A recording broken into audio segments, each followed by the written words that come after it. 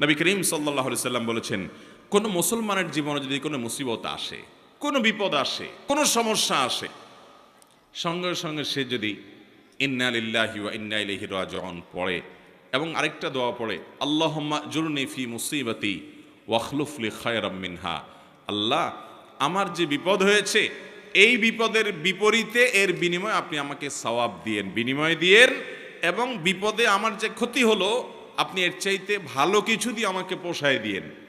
এই দোয়া যদি কেউ পড়ে তো আল্লাহ রাব্বুল আলামিন তার ওই বিপদে যা ক্ষতি হবে তার থেকে বেশি দিয়ে তাকে অবশ্যই পুষিয়ে দিবেন। উম্মে সালামা রাদিয়াল্লাহু তাআলা আনহা, নবী করিম সাল্লাল্লাহু আলাইহি সাল্লামের স্ত্রী, তিনি বলেন যে আমি নবী করিম সাল্লাল্লাহু আলাইহি সাল্লামকে কিভাবে পেয়েছি তোমরা জানো? অদ্ভুত ঘটনা, শিক্ষা নেওয়ার মতো একটা ঘটনা। তিনি বলেছেন যে আমার স্বামী আবু সালামা যখন মারা গেলেন আমি খুব বেশি ব্যথিত হলাম, মর্মাহত হলাম যে একজন ভালো সঙ্গী হারালাম, স্বামীকে হারালাম।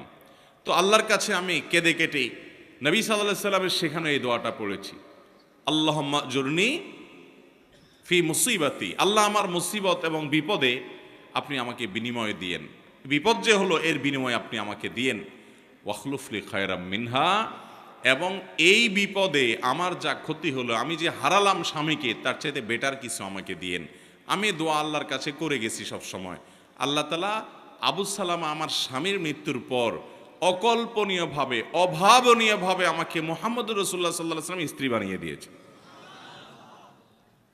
আবু সালামাকে হারিয়ে তার চাইতে বেটারটা পাইছেন না, পান নাই?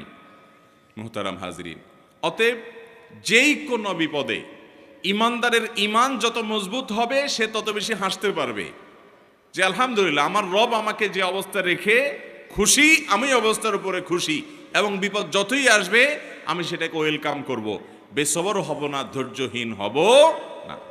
আমাদের সংসারগুলোতে আজ যে অশান্তি, আমাদের সমাজে যে আজ বিশৃঙ্খলা, অশান্তি, এর মূল যদি কয়েকটা কারণ বের করা হয়, অন্যতম প্রধান কারণ হবে বেসবর, ধৈর্যহীনতা, সবরহীনতা। ঘরে ঘরে সংসারগুলো টিকছে না, ভেঙে খান হয়ে যাচ্ছে, প্রতি মুহূর্তে মুহূর্তে বিবাহ বিচ্ছেদের ঘটনা ঘটছে। অন্যতম কারণ ধৈর্য সহ্য নাই, ছেলেরও ধৈর্য নাই, মেয়েরও ধৈর্য নেই, কিছু হলেই সব হটমেজাজি হয়ে যায়, সবাই কাট্টি দেওয়া শুরু করে। কাট্টি বুঝেন তো? আপনাদের এলাকায় কি বলে? দোস্ত দোস্ত একটু অভিমান হলে, রাগারাগি হলে বলে না তোর সাথে কাট্টি, এই যে তোর সাথে আর কথা নাই। স্বামী স্ত্রীর মধ্যে আজকাল এই অবস্থা, প্রতিটি ঘরে ঘরে অশান্তির মূল কারণই হলো সবরহীনতা, যে ধৈর্য জিনিসটা আজ আমাদের কাছ থেকে নাই। এটাকে আমরা ইবাদত মনে করি না। একটা জটিলতা হলো আমালুল কুলুব বা অন্তরের আমলগুলোকে আমরা একেবারে কেয়ার করি না, অথচ অন্তরের আমলগুলোর গুরুত্ব অনেক বেশি। আমরা বাহ্যিক আমলকে গুরুত্ব দেই, নামাজ পড়া বাহ্যিক আমল, সিয়াম পালন করা বাহ্যিক আমল, যাকাত দেওয়া বাহ্যিক আমল, তেলাওয়াত করা বাহ্যিক আমল, এগুলো বাহ্যিক অঙ্গ প্রত্যঙ্গ দিয়ে, চোখ মুখ হাত পা এগুলো দিয়ে করতে হয়। কিছু আমল আছে যে আমলগুলো অন্তরের ভেতরে লালন করতে হয়, এগুলো দেখা যায় না, এর ভিতরে সবর অন্যতম।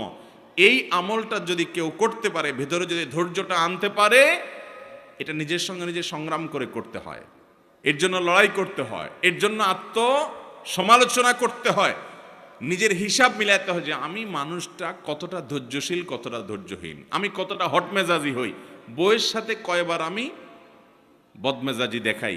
বউ হিসাবে তিনি চিন্তা করবেন স্বামীর সাথে কয়বার তিনি বদমেজাজি করেন, প্রতিদিনের হিসাব মিলাবেন, এরপর তিনি নিজের যোগ বিয়োগ করে নিজেকে সংশোধনের চেষ্টা করবেন। আমরা চেষ্টা করবো তো ইনশাআল্লাহ। আল্লাহ রাব্বুল আলামিন আপনাকে, আমাকে, আমাদের সবাইকে সবরকারী মানুষদের কাতারে শামিল হওয়ার তৌফিক দান করুন। মুহতারাম হাজিরিন, নবী করিম সাল্লাল্লাহু আলাইহি ওয়াসাল্লাম তিনি তার সাহাবায়ে কেরামকে সবরের প্রশিক্ষণ দিয়েছেন। এমন কিছু সাহাবী সঙ্গী তিনি পেয়েছেন যারা ধৈর্যের রুদ্রমূর্ত প্রতীক ছিলেন, তারা এরকম দৃষ্টান্ত ছিলেন যে তাদের ধৈর্য, এক একজনের সবরকে আমরা যদি অ্যানালাইসিস করি তো বিশাল বড় বড় হিস্ট্রি হয়ে যাবে, অনেক বড় দাস্তান হয়ে যাবে, শুধুমাত্র এক একজন সাহাবীর সবরকে যদি আপনি অ্যানালাইসিস করেন, গবেষণা করেন। আজ মুসলমানদের মধ্যে এটার বড় বেশি অভাব।